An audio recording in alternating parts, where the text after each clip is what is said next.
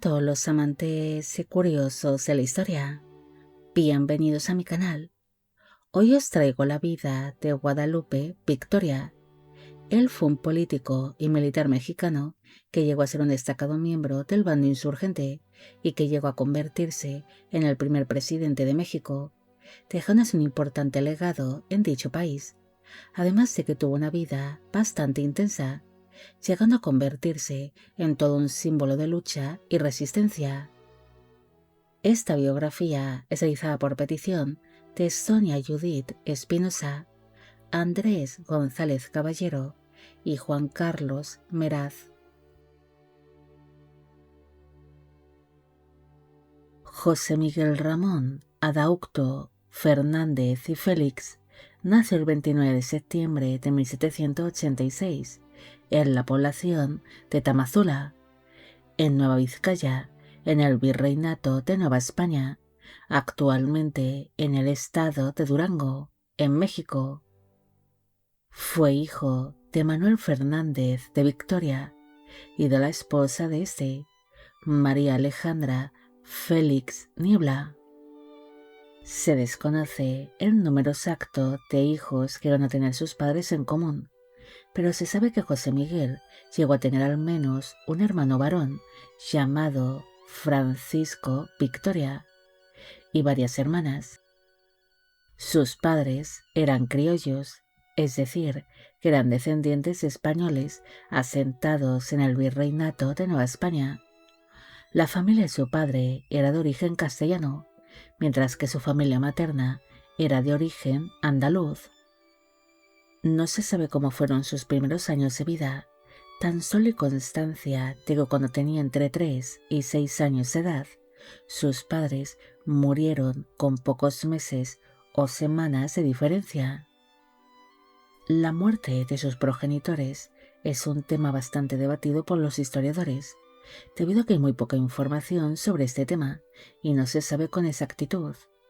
Pero según creen algunos, su padre pudo haber fallecido a causa del derrumbe de una mina o de una enfermedad pulmonar causada por su trabajo, ya que este era minero, siendo su progenitor el primero en fallecer, siendo así seguido por su esposa, quien tal vez murió a causa de las complicaciones de un parto o por culpa de alguna epidemia de la época. Al quedar huérfano de ambos padres a una edad tan temprana, el niño quedó bajo el cuidado de su tío paterno, Agustín Fernández, quien era cura de Tamazula. Su tío no era un cura común, aunque sí era un hombre muy respetado, además de ser muy culto. El niño se crió dentro de un hogar silencioso y rígido, donde tenía que realizar continuas tareas relacionadas con la iglesia, además de tener un rígido horario de estudio.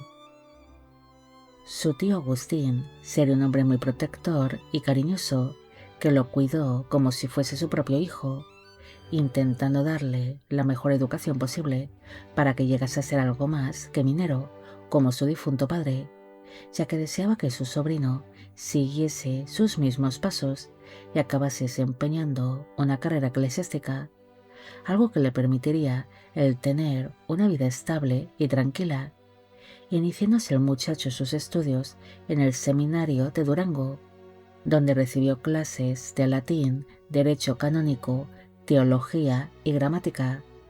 Es más, se sabe que realizaba largas jornadas de estudio, donde copiaba libros enteros a mano para memorizarlos, llegando a tener una caligrafía y una ortografía impecable, algo que llamaba mucho la atención en su tiempo, donde muchísimas personas eran analfabetas.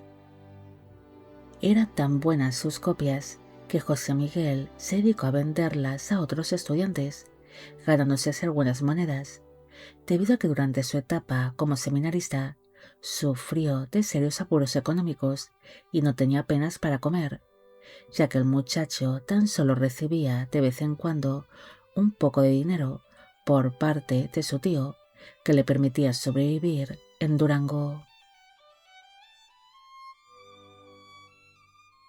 A medida que José Miguel iba creciendo, su relación con su tío y con la iglesia se fue endureciendo. El joven cada vez se iría alejando más de los asuntos religiosos, mostrándose fascinado con las ideas de la Ilustración, además de que prefería ser abogado antes que cura. Ante la relación tan tensa que empezó a surgir entre tío y sobrino, en el año 1807, José Miguel decidió ingresar en el Colegio de San Ildefonso de Ciudad de México, teniendo para entonces ya 21 años de edad, una decisión que finalmente fue apoyada por su tío, quien soñaba con verle convertido en un gran abogado o en un alto miembro del clero. Durante su estancia en aquel colegio de Ciudad de México, el joven se centró en estudiar, convirtiéndose en un estudiante realmente brillante, ya que mientras sus otros compañeros se divertían al ser hijos de personas pudientes, José Miguel, al no tener apenas dinero, solo encontró diversión en los libros, centrándose únicamente en sus estudios de Derecho Civil y Canónico. Durante esta etapa de su vida, él aprendió a debatir y a dar discursos públicos, siendo descrito durante esta época como un joven serio y elocuente, que tenía una disciplina de hierro.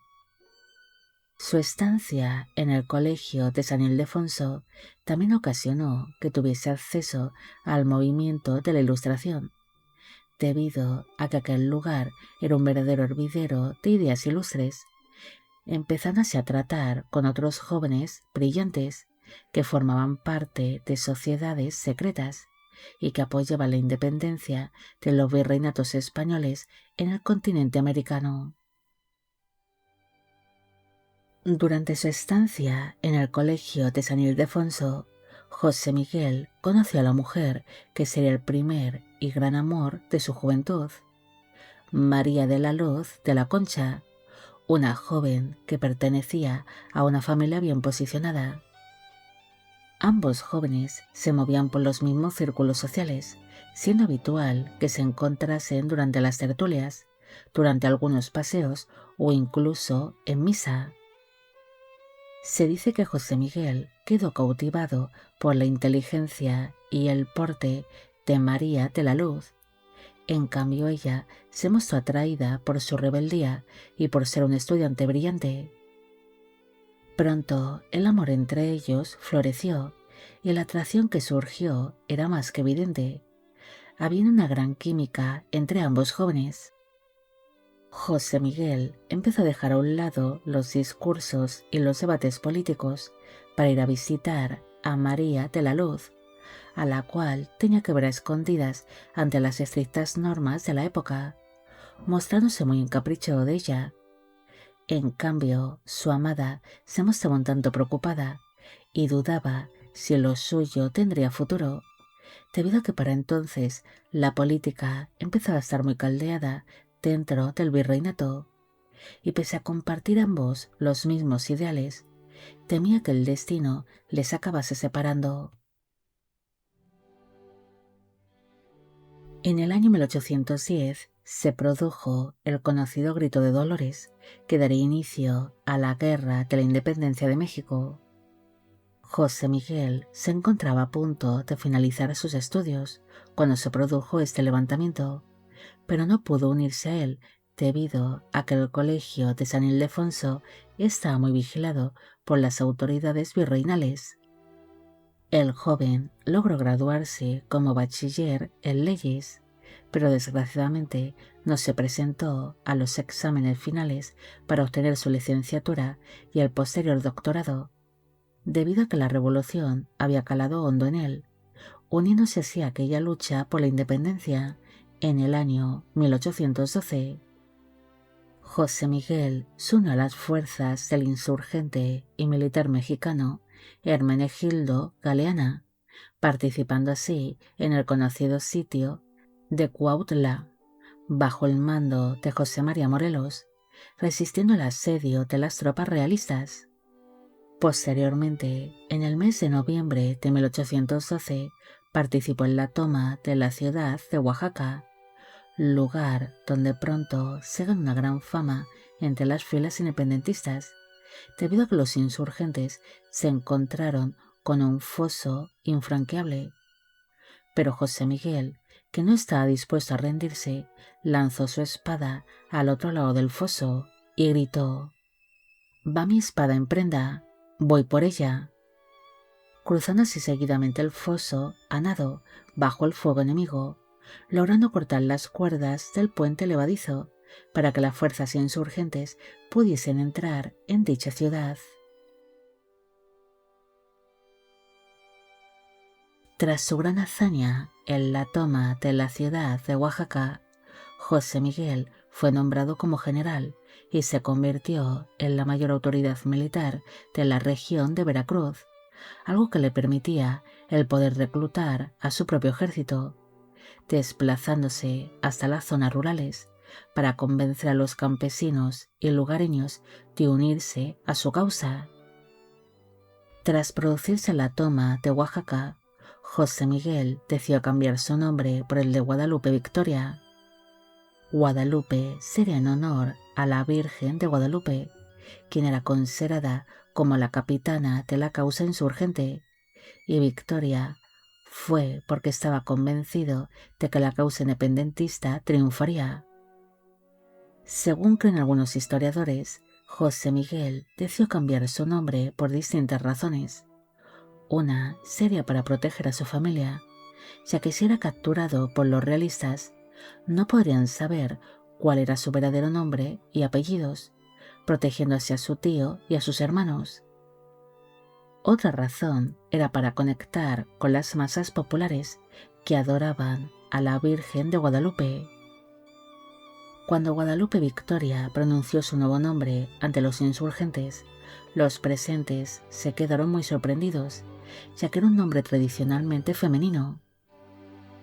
Muchos de sus compañeros de lucha en un principio la habían tomado como un niño de bien, que no tendría demasiado recorrido en la causa independentista, pero durante los primeros combates en los que participó, demostró ser un joven arrojado y valiente, que no temía para nada al enemigo, ganándose así a pulso su segundo nombre, Victoria. Al asumir esa nueva identidad, dejaría atrás toda su vida anterior, incluso a su amada María de la Luz, de la cual se había despedido poco antes de unirse a las tropas insurgentes, desapareciendo así sin más, aunque para entonces ambos enamorados ya no tenían trato, una despedida que no fue romántica ni tampoco tuvo promesas de amor, siendo más bien una ruptura, debido a que ambos sabían que no se volverían a ver nunca más. Mientras la lucha insurgente proseguía en distintos puntos del virreinato de Nueva España, Guadalupe Victoria continuó en Veracruz, donde se especializó en la guerra de guerrillas, destacando por aquel entonces por sus hazañas militares, como la toma del Puente del Rey, la cual era la única vía oficial de comunicación entre Veracruz y Ciudad de México, secuestrándose el comercio y la circulación de plata del virreinato. Ante esta situación, el bando realista mandó refuerzos a Veracruz, y pese a que en un principio resistió junto a sus hombres la llegada de más enemigos, finalmente se retiró la población de Nautla, lugar desde donde irían ideando nuevas tácticas contra los realistas. Victoria logró tomar el puerto de Boquilla de Piedras, en Veracruz, convirtiéndose este por un tiempo en el puerto oficial del bando insurgente, instalando en este lugar un muelle y almacenes, además de iniciar tratos comerciales con los Estados Unidos, siendo un puerto de difícil acceso para los grandes barcos españoles. En el año 1816 se eligió a un nuevo virrey, Juan Ruiz de Apodaca, quien recibió una bienvenida por parte de Guadalupe Victoria y sus hombres que nunca olvidaría. Mientras el nuevo virrey viajaba hacia Ciudad de México junto a su numeroso séquito. Este sufrió una emboscada, siendo este ataque una verdadera humillación para el virrey, quien logró salvar su vida de milagro gracias a sus escoltas.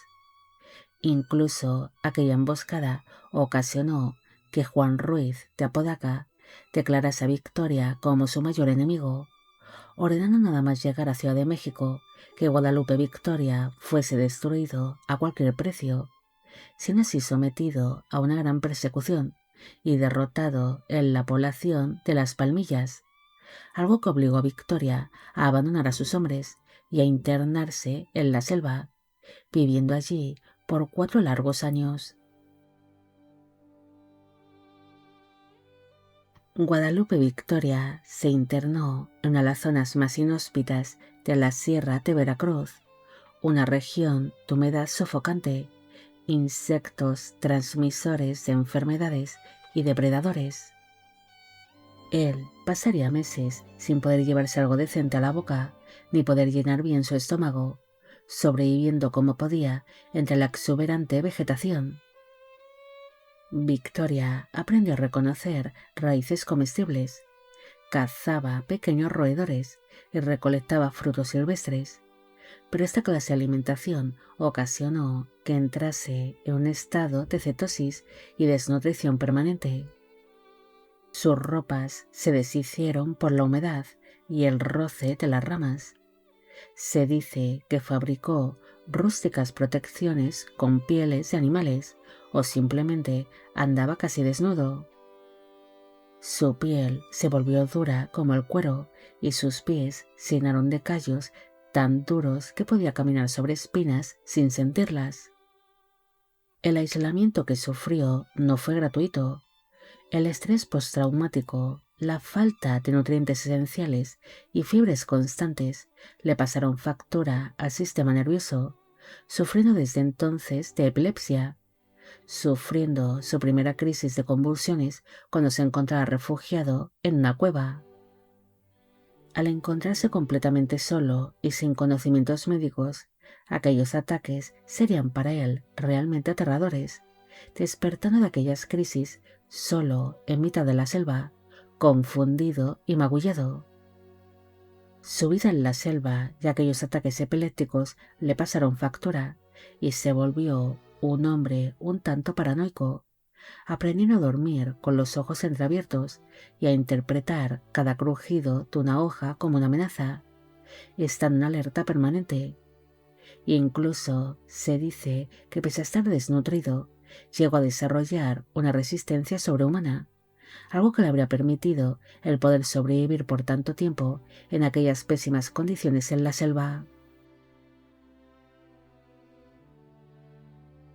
Mientras el virrey Apodaca enviaba cartas a España asegurando que tenía la situación bajo control, surgieron una serie de leyendas en Veracruz, donde los campesinos y leñadores empezaron a contar historias de que habían visto a un hombre de barba larguísima y ojos brillantes vigilando desde las cumbres. Es más, no sabían si era un hombre, un espíritu o una deidad de la selva. Guadalupe Victoria llegó a convertirse en una deidad para los indígenas de la zona. Incluso cuenta la leyenda de que sería cuidado y alimentado por las mujeres indígenas que le dejaban comida en ciertos puntos de la selva que él solía frecuentar, manteniendo siempre las distancias con él y respetando su aislamiento. Gracias a estos contactos, aunque fuese en la lejanía con los pueblos indígenas, Victoria empezó a pensar seriamente en el mestizaje, considerando que esta mezcla sería necesaria para lograr una paz y estabilidad dentro de Nueva España. Pese a su gran aislamiento, él logró mantener la cordura gracias a un rosario de la Virgen de Guadalupe que la acompañaba en todo momento, convirtiéndose este en su amuleto, siendo este rosario un ancla que le permitía no ser devorado mentalmente por la selva. Incluso le servía como apoyo durante sus crisis epilépticas. Durante el tiempo que Guadalupe permaneció en aquella selva, el gobierno virreinal celebraba la supuesta pacificación de Nueva España. Pero una vez más, todo cambió de una manera radical, cuando en España se reinstauró la Constitución de Cádiz, algo que asustó a las élites conservadoras del virreinato, quienes prefirieron la independencia antes de perder sus privilegios. Uno de estos realistas que no querían perder su posición fue el oficial Antonio López de Santa Anna, quien había permanecido en Veracruz persiguiendo a los insurgentes, hasta que ambos enemigos unieron fuerzas en contra de la corona española. Santa Anna, que quería legitimar el plan de Iguala y convertir a Nueva España en un imperio, se dio cuenta de que necesitaba hombres como Victoria, quienes movían fácilmente a las masas. Por esta razón, envió emisarios a la selva en su busca. Incluso se dice que él mismo participó en su búsqueda. Cuando finalmente le encontraron, Guadalupe se encontraba en un estado realmente lamentable. Incluso se sorprendieron de que siguiese con vida. Pronto le pondrían al día de lo que estaba sucediendo y le ofrecieron el mando militar de la provincia de Veracruz bajo la bandera del ejército trigarante, algo que acabaría siendo aceptado por Victoria, quien acabaría regresando a la civilización para sorpresa de todos. Cuando Guadalupe salió de la selva, leyó el plan de Iguala, que estaba encabezado por el oficial realista Agustín de Iturbide y el último gran insurgente, Vicente Guerrero, quienes habían dejado por algún tiempo sus diferencias a un lado y habían unido fuerzas. Victoria pronto se mostró disconforme con este plan, debido a que proponían una monarquía moderada con un príncipe europeo a la cabeza, algo que consideró como un gran insulto para el pueblo mexicano. Además, él despreciaba a Iturbide, considerándolo un traidor, pero finalmente aceptó aquel plan por Vicente Guerrero, entendiendo que éste hubiese unido fuerzas con el enemigo en contra de la corona española. El 6 de abril de 1821, Guadalupe Victoria hizo su aparición pública en la población de Soledad, en Veracruz, además de anunciar que se uniría al ejército trigarante, siendo rápidamente aclamado por los lugareños, ya que él era bastante popular por aquellas tierras y era visto como todo un ejemplo a seguir, levantando incluso la moral de las filas trigarantes. Victoria asumió rápidamente el control de las fuerzas del ejército trigarante que se encontraban desplegadas en Veracruz, tomándose el control de caminos y puertos, coincidiendo esto con la llegada del nuevo virrey de Nueva España, Juan O'Donoghue, quien se encontró prácticamente sin ejército al haberse pasado muchos soldados realistas al ejército trigarante. Para evitar un enfrentamiento que sería una derrota segura para el virrey, Juan O'Donoghue decidió negociar con Agustín de Iturbide, firmándose así el Tratado de Córdoba, donde el virrey acabaría aceptando el plan de Iguala y reconocía a México como un estado soberano e independiente. Para Guadalupe Victoria, los tratados de Córdoba fueron una mezcla de victoria militar y derrota ideológica, debido a que no aceptaba la idea de establecer una monarquía moderada en México. Tras firmarse este acuerdo, el ejército trigarante hizo su entrada triunfal en Ciudad de México el 27 de septiembre de 1821, siendo esta marcha encabezada por Agustín de Iturbide, seguido de cerca por Vicente Guerrero, Nicolás Bravo y Guadalupe Victoria. Es más, este último fue aclamado por el pueblo, ya que al haber sobrevivido en la selva por 4 años, le convirtió en un auténtico símbolo de lucha y resistencia. Al día siguiente de producirse esta entrada triunfal, se instaló la Junta Soberana Provisional Gubernativa para firmar uno de los documentos más importantes del país, el Acta de Independencia del Imperio Mexicano, donde se declaraba México como una nación soberana, pero bajo la forma de un imperio. Aunque Victoria celebró la independencia, su mente no estaba tranquila, rechazando en todo momento el establecer una monarquía en México, iniciándose una batalla política con la intención de que esto no sucediese, y buscó una alternativa al plan de Iguala, algo que supuso un gran choque entre Victoria e Iturbide, debido a que exigiría que México fuese una república en vez de un imperio. Es más, sugirió que el gobernante de la república que tenía en mente debería ser uno de los miembros más antiguos de la insurgencia y que estuviese soltero, para así casarse con una mujer indígena, algo que le acercaría a las clases más bajas. Pese a no ofrecerse directamente él mismo para dicho puesto, era el único candidato que cumplía con los requisitos que había mencionado, pero Iturbide, que ambicionaba el poder, enseguida rechazó tal idea, considerándola una auténtica locura. Mientras se fundaba aquel nuevo imperio, Iturbide tomó el control total de la Junta Provisional Gubernativa, llenándola de aristócratas, clérigos y antiguos realistas, quedándose los pocos insurgentes que quedaban excluidos de la toma de decisiones, siendo vistos como figuras peligrosas y radicales que estorbaban a sus planes imperiales. A principios de 1822, la frustración de los republicanos estalló.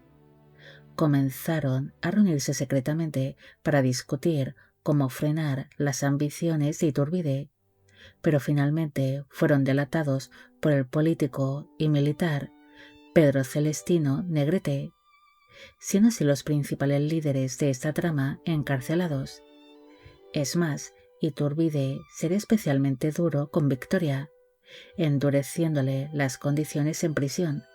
Además, se quería viendo cómo otros rebeldes iban siendo puestos en libertad, mientras Iturbide dio órdenes de que Guadalupe permaneciese encarcelado. Fiel a su naturaleza indomable, Victoria logró escapar de la cárcel, pero en lugar de rendirse y someterse ante Iturbide, regresó a la sierra de Veracruz y se internó de nuevo en su exuberante selva, volviéndose nuevamente un prófugo del gobierno, aunque en esta ocasión del Imperio Mexicano.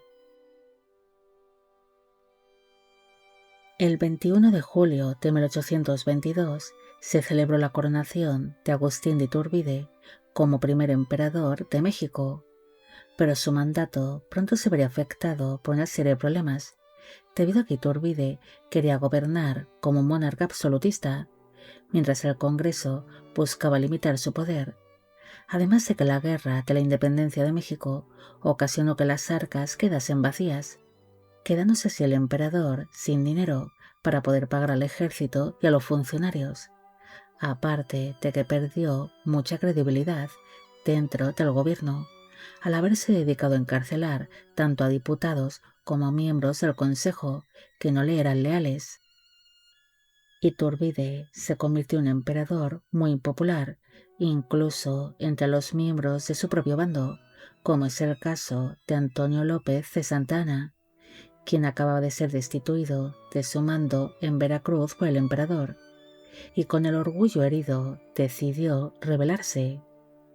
Santa Anna tampoco era un hombre muy popular, ya que era visto como un militar ambicioso que cambiaba fácilmente de bando, pero él era un político muy astuto.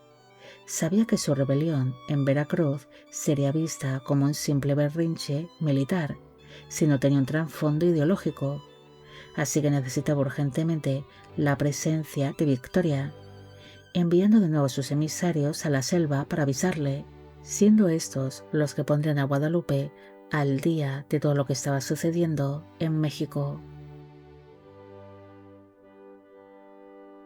Tras ser puesto al día, Victoria salió de la selva y se presentó ante Santa Anna, con quien uniría fuerzas, iniciándose así un levantamiento en Veracruz contra el Imperio Mexicano.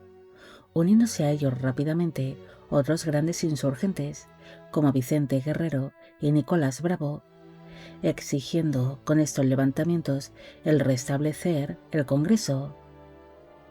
Al ver que las revueltas iniciadas en Veracruz eran complicadas de apaciguar, muchos de los generales que en su día apoyaron a Iturbide empezaron a dudar, dándole poco después la espalda al emperador, quien se quedó prácticamente solo, derrumbándose así el primer imperio mexicano.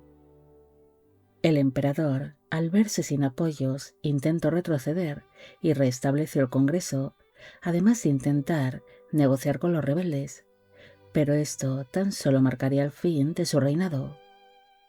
Finalmente, sin el apoyo de sus generales y de su gabinete de gobierno, Iturbide decidió presentar su abdicación ante el Congreso, pero este no aceptaría su renuncia, alegando que su reinado había carecido de validez y que nunca había sido emperador, además de que le exigirían de que abandonase el país para siempre, partiendo así Iturbide hacia el exilio junto a su familia.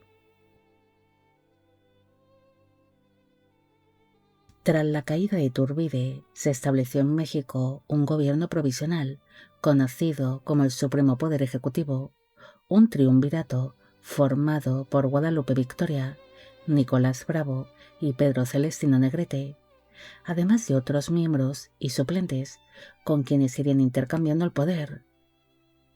Pese a ser miembro de este triunvirato, Guadalupe se retiró a Veracruz, desde donde vigilaría la partida de Iturbide y controlaría las defensas de los puertos ante la amenaza española.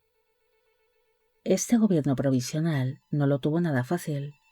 El fin del imperio desató fuerzas regionales que amenazaban con dividir a México en muchos países pequeños, y se declararon estados libres y soberanos antes de que existiera la Constitución, obligando al Ejecutivo a aceptar un sistema federal para evitar una guerra civil interna. Ante esta gran inestabilidad, se decidió dejar el poder entre las manos de una única persona. Por esta razón, se iniciaron las elecciones para elegir al primer presidente de México, obteniendo así Guadalupe una gran victoria que fue realmente aplastante. Antes de asumir oficialmente el poder, se proclamó la primera Constitución Federal, algo que fue muy emotivo para Victoria, debido a que se hacía por fin realidad el sueño por el que tantos insurgentes habían perdido la vida. El 10 de octubre de 1824, Guadalupe Victoria asumió oficialmente su nuevo cargo como primer presidente de México. Él se encontró con las arcas del gobierno completamente vacías a causa de las guerras y las crisis, además de que habían sido destruidas muchas minas y campos de cultivo. Para evitar el colapso total, el gobierno aceptó préstamos de bancos ingleses, permitiendo esto el poder pagar al ejército y a los funcionarios, pero daría pie a una larga deuda externa. También establecieron nuevas rutas comerciales para romper el bloqueo español y generar ingresos mediante aduanas. A pesar de la falta de dinero, Victoria tuvo una visión de Estado muy clara. Él abolió la esclavitud en el año 1825.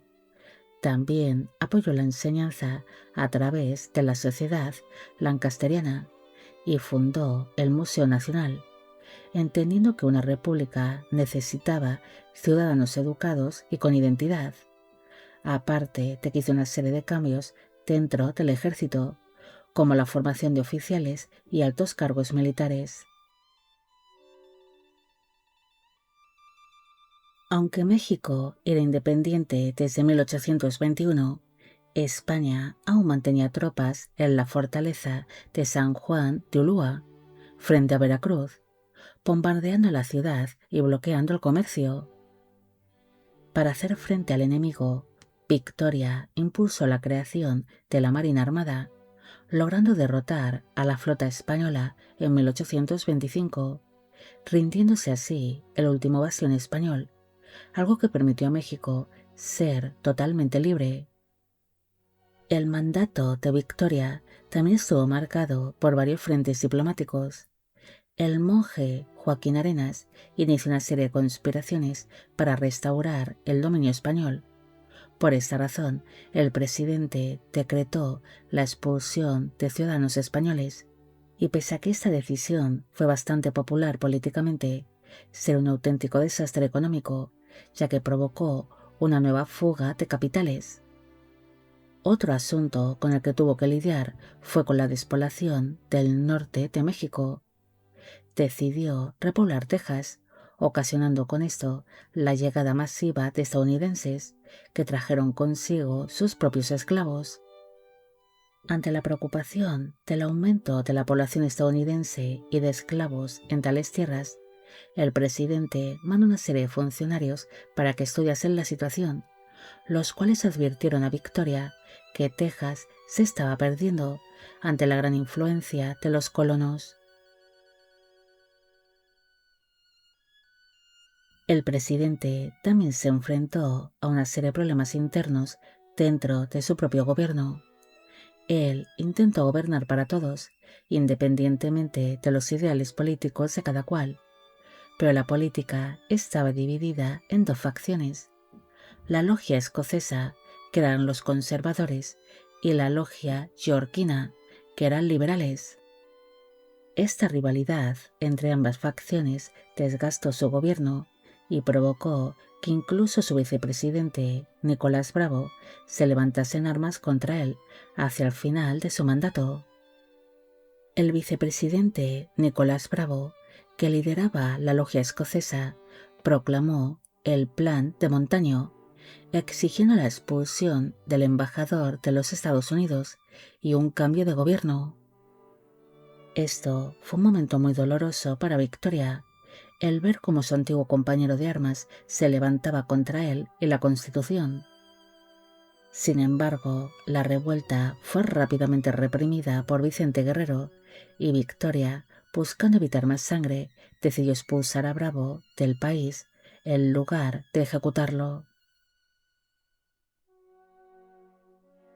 Hacia el final de su mandato, en 1828, México vivió sus primeras elecciones presidenciales, donde el pueblo pudo votar, ya que en la anterior, en la que fue elegido Guadalupe, tan solo votaron los miembros del Congreso. Pero el resultado de estas elecciones fue un desastre para la estabilidad del país. Aunque el ganador oficial fue Gómez Pedraza, los partidarios de Vicente Guerrero no aceptaron la derrota y organizaron una revolución conocida como el Motín de la Acordada. La violencia estalló en la capital, provocando el saqueo del mercado del Parián y la huida de Pedraza. Ante esta presión, el Congreso anuló las elecciones y nombró a Vicente Guerrero como sucesor. Pese a este gran caos, Victoria logró algo histórico: ser el único presidente en décadas en entregar el poder de forma legal, al terminar su periodo completo el 1 de abril de 1829. Mientras el interior del país ardía, Victoria lograba victorias diplomáticas para asegurar la supervivencia de México. Su principal objetivo fue el reconocimiento de las potencias europeas, logrando establecer relaciones con Reino Unido, lo que atrajo inversiones mineras y salvó al país de la quiebra. Además, mostraría su apoyo a Simón Bolívar y proporcionó ayuda para la independencia total del Perú. Durante su mandato, Victoria destacó por ser un hombre muy desconfiado y de naturaleza solitaria, un carácter que había desarrollado tras su paso por la selva. Guadalupe, sin más, suele desaparecer sin dar explicaciones a nadie, para pasear solo o encerrarse en habitaciones oscuras por horas. Los diplomáticos extranjeros decían que era un hombre impredecible, que mantenía siempre la mirada fija en la nada. El presidente había desarrollado con el tiempo una serie de manías y paranoias. Se dice que dormía con un ojo abierto y se despertaba ante el menor ruido. No soportaba tener gente detrás de él, y en las reuniones del gabinete de gobierno prefería sentarse con la espalda pegada a la pared, estando en todo momento en modo supervivencia. Guadalupe, pese a ser presidente de una nación, despreciaba los banquetes ostentosos y evitaba acudir a ellos. Tenía la costumbre de comer cosas extremadamente sencillas y a veces se dice que prefería comer solo y rápido, como si temiera que alguien fuera a quitarle el alimento o si fuese a ser víctima de una emboscada. Es más, se dice que como temía ser envenenado por sus opositores, tan solo comía tortillas y frijoles, ya que consideraba que en los platos elaborados era más fácil camuflar el arsénico. También se dice que como primer presidente de México recibió por parte de los diplomáticos una serie de regalos, como animales exóticos u objetos extraños, que no sabía dónde colocar, agrupándolos en las esquinas de sus habitaciones privadas. En cambio, entregó un trato excelente a estos animales regalados, tratándolos mejor que a muchas personas. Tras dejar la silla presidencial, Victoria se retiró a su hacienda El Jobo, en Veracruz, buscando la tranquilidad que la selva y la guerra le había robado años atrás. Sin embargo, su retiro no fue total. Su prestigio era tan grande que el gobierno lo buscaba constantemente como mediador. En 1832 llegó a pacificar los nuevos levantamientos de Santa Ana y más tarde fue elegido senador por Veracruz y Durango. A pesar de que su salud ya empezaba a fallar, seguía siendo un fiero defensor del sistema federal, llegando a pronunciar su famoso lema, «Federación o muerte», cuando el país intentó girar hacia el centralismo. A medida que pasaban los años, la salud de Victoria se deterioró gravemente debido a una epilepsia crónica que le provocaban convulsiones recurrentes. En medio de esta lucha física, buscó un poco de estabilidad personal con María Antonieta Bretón y Velázquez, una mujer que era 27 años más joven que él. Se sabe que la pareja se conoció mucho antes de alcanzar Guadalupe la presidencia, aunque su relación fue un auténtico misterio. Algunos consideran que fueron durante años amantes, en cambio otros creen que estaban comprometidos. Pero al centrarse Victoria tanto en la presidencia y en las guerras, aquel compromiso se fue alargando en el tiempo, hasta que finalmente se casaron el 13 de octubre de 1841 en la Catedral de Puebla. Para entonces, él tenía 55 años de edad en el momento de la unión y ella 28, aunque su matrimonio llegaría a ser un tanto breve. Según los relatos de la época, Guadalupe estaba tan débil y demacrado para el momento de su boda que tuvo que ser sujetado por la novia durante la ceremonia, ya que parecía que en cualquier momento se iba a desplomar. Además, había adelgazado tanto que el traje de novio le quedaba enorme. Durante los últimos años de vida de Victoria, María Antonieta dejó de ser solo su esposa para convertirse en su enfermera y protectora absoluta. Debido a que las crisis de epilepsia del expresidente se volvieron cada vez más violentas y frecuentes, ella fue quien gestionó sus cuidados médicos y decidió su traslado a la fortaleza de San Carlos de Perote, buscando un lugar seguro y con mejores condiciones para su tratamiento. María Antonieta permaneció a su lado en el aislamiento de la fortaleza, protegiéndolo en sus momentos de mayor vulnerabilidad física. Su presencia fue clave para que el primer presidente de México no pasara sus últimos días en el abandono, manteniéndose firme a su lado, hasta que Victoria finalmente falleció el 21 de marzo de 1843 en dicha fortaleza, a los 56 años de edad. Su cuerpo sería sometido a una autopsia, donde se descubrió que tenía el corazón más grande de lo habitual, además de que éste se encontraba muy debilitado y dañado por el gran esfuerzo que había hecho a lo largo de su vida.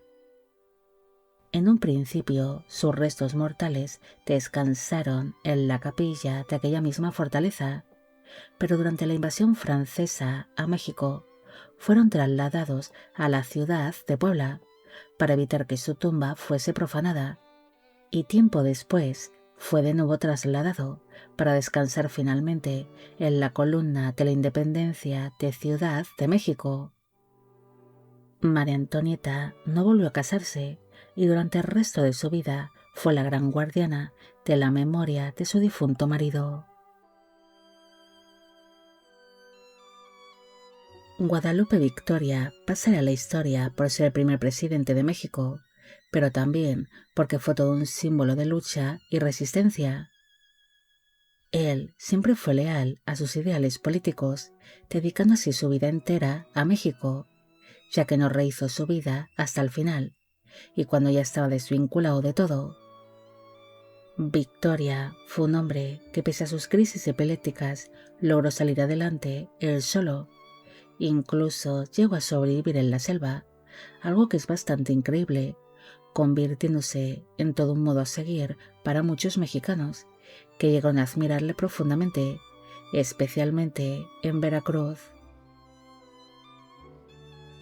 Bueno amigos, llegamos al final de la vida de Guadalupe Victoria. Espero que os haya gustado esta historia y espero a que todos los que pedisteis de que hiciese un vídeo sobre él también. Como siempre, agradeceros todo el apoyo que recibe el canal. Mil gracias por ver los vídeos que voy realizando y quisiera agradeceros de corazón el que forméis parte de Biopic Channel. Hoy me gustaría saber qué os ha parecido esta historia y si habéis llegado hasta aquí, me gustaría que dejarais en la cajita de comentarios la palabra selva, demostrando así que sois grandes seguidores del canal. Y con esto me despido. Hasta la próxima.